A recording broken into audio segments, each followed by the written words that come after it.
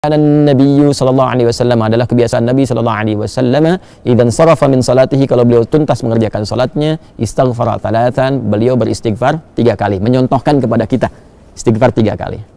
Jadi amalan pertama pasca salat, assalamualaikum warahmatullahi, assalamualaikum warahmatullahi. Anda mau lengkapi sampai wabarakatuh boleh, gitu kan? Anda mau assalamualaikum sampai situ boleh. Jadi boleh singkat assalamualaikum, boleh. Kalau di madzhab Maliki itu biasanya yang salam pertama assalamualaikum, kemudian yang kedua assalamualaikum warahmatullah, ya. Kalau Anda mau assalamualaikum warahmatullah boleh, sampai wabarakatuh juga boleh, ya. Itu luas sekali babnya, sudah saya terangkan di bab fikih salat yang lalu. Lalu setelah itu apa amalannya? Sejenak, ya, kemudian langsung kita beristighfar kepada Allah 3 kali, ya, 3 kali.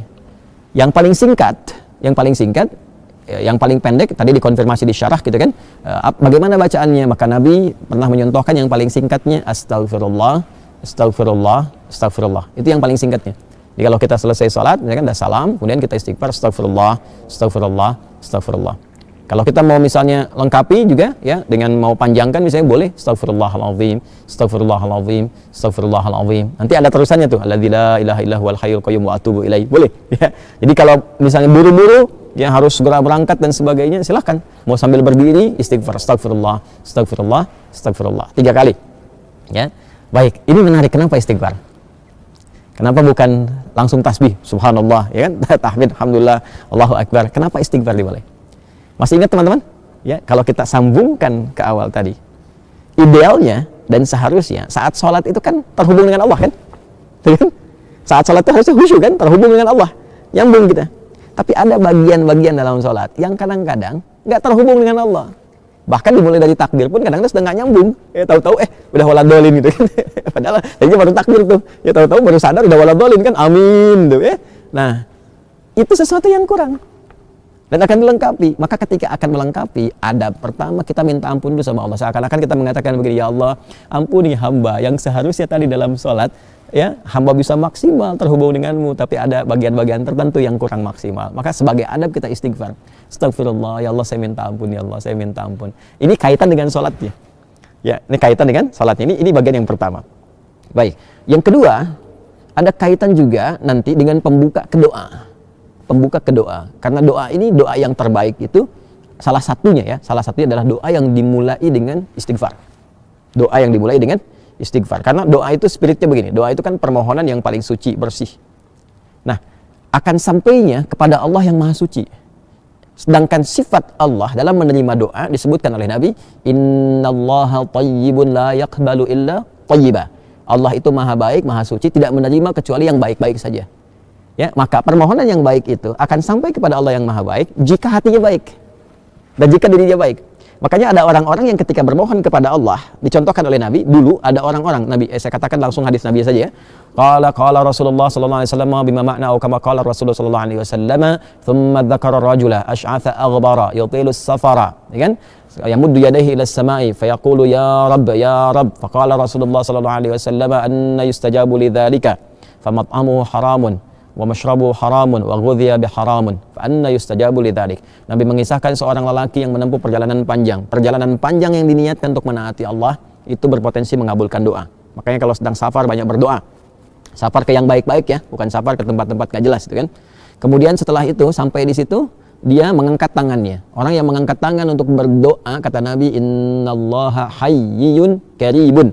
Sungguh Allah itu sangat maha mulia dan sangat maha memahami, ya, keadaan hambanya, ya. Maka ketika hambanya mengangkat tangannya, sulit, ya, untuk tidak terkabul doanya. Cepat bagi Allah mengabulkan doa. Demikian terjemah bebasnya kurang lebih seperti itu. Kemudian dia berkata, ya Rabb, memohon dengan al-asma'ul husna, memohon dengan al-asma'ul husna mempercepat terkabul doa. Seperti Quran surah ke-17 Al-Isra di ayat 110. Qulid'ullaha awid'ur rahman ayyamma tad'u falahul asma'ul husna. Sebut nama Allah, sebut nama Rahman. Kalau mau spesifik, pilih salah satu nama di Al-Asmaul Husna sesuai dengan kebutuhan kita. Jadi dia melakukan 3 hal yang seharusnya mempercepat doanya 3 kali lebih cepat dari keadaan biasa. Tapi komen Nabi apa? Kata Nabi, anna yustajabu lidzalik. Bagaimana doanya bisa dijawab? Susah dijawabnya nih. Kenapa? Mat'amu haram, sumber makanannya haram. Kan, mashrabu haram, sumber minumannya haram. Ya, kemudian juga malbasu haram, pakaiannya haram, wa ghudhiya biharamin, dan perangkat hidupnya haram. Anna yustajabu lidzalik. Jadi yang haram-haram yang bisa bersumber dari maksiat, dari kesalahan, itu menutup, kadang-kadang jadi hijab ya semakin tinggi, semakin kuat pekerjaan haramnya, semakin tebal penutupnya. Ya, semakin tebal penutupnya. Tapi kalau haram-haram dosa-dosanya misalnya kecil-kecil, tipis tuh sekatnya. Ya, kalau tipis kan cahaya masih bisa tembus kan. Tapi kalau tebal kan mantul. Itu ilustrasinya begitu. Ya, sedangkan Allah kan pemberi cahaya, nurun ala nur. Ya, ini cahayanya nggak bisa nyampe tuh kalau Allah berikan, nggak bisa tembus ke kitanya karena hatinya bermaksiat. Maka untuk membuka itu dengan istighfar. Astagfirullah, astagfirullah, astagfirullah. Makanya kalau orang rajin istighfar tuh, dulu saya pernah ceritakan kan, dan viral juga kisah ini ya, di berbagai kesempatan. Orang rajin istighfar itu kadang-kadang belum minta, Allah sudah kabulkan. Saya tidak harus mengulang tentang kisah tukang roti ya, dan sebagainya. Gitu. Tapi itu indah sekali, latihan deh, latihan. Sampai istighfar itu di kebiasaan, bukan hanya pasca salat. Ya, di jalan bisa istighfar, duduk di mobil bisa istighfar. Ya, kemudian kita kadang merenung bisa istighfar. Itu kalau sudah menyatu dengan kepribadian kita, masya Allah, enak itu, enak, tenang, nyaman. Latihannya salat. Jadi istighfar memberikan fungsi sebagai adab permohonan ampunan kepada Allah karena mungkin tadi tidak sempurna dalam sholat, ya kan? Lalu dengan kasih Allah itu diberikan pemaafan dan disempurnakan. Lalu yang kedua, pembuka untuk menyampaikan permohonan dalam doa kepada Allah yang barangkali karena kondisi tidak terkoneksi tadi, ya belum mampu, ya kita menyampaikannya sehingga tidak terjawab dengan maksimal, ya kan? Ya, karena itulah setelah sholat kita beristighfar, pembuka itu dicerahkan dulu hatinya, ditenangkan, lalu memohon. Makanya orang kalau udah istighfar, mintanya itu, apalagi kalau air matanya mengalir, doanya lebih khusyuk dipanjatkan dibandingkan dengan langsung berdoa begitu saja. Nggak percaya silahkan Anda cek tuh. Ya, ingat dosanya apa, ininya apa, ngalir air mata, minta itu seketika tuh cepat sentuhannya ke jiwa. Nah, karena itu nanti bab doanya terletaknya itu setelah itu. Setelah istighfar itu nanti ada doa pembuka dulu, ya. Nah, karena itulah setelah Anda berdoa, kan? Setelah Anda istighfar, ya kita istighfar, astagfirullah, astagfirullah. Kalau mau dilengkapi silakan, astagfirullahaladzim, astagfirullahaladzim, astagfirullahaladzim. Kalau astagfirullah itu yang paling pendek ya. Memahami jangan begini. Nabi kan katakannya astagfirullah, jadi harus begitu, tidak. Hadis yang lain banyak juga, satukan ke situ, ini baru satu hadis. Ya, dan astagfirullah kalimatnya itu syarah hadisnya. Syarah hadis ketika dikonfirmasi, hadis pokoknya mengatakan istighfar dan beristighfar 3 kali. Nggak disebutkan bagaimana caranya. Kalau kita ngaji hadis kita temukan ada 3 nih, versi yang pendek, versi menengah, versi yang panjang.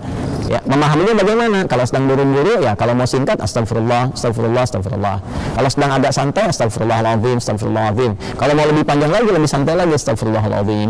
Alladzi la ilaha illa huwal hayyul qayyum wa atubu ilaih, gitu kan? Astagfirullahaladzim, alladzi la ilaha illa huwal hayyul qayyum wa atubu ilaih. Atubu untuk pribadi, natubu untuk banyakan, ya kan?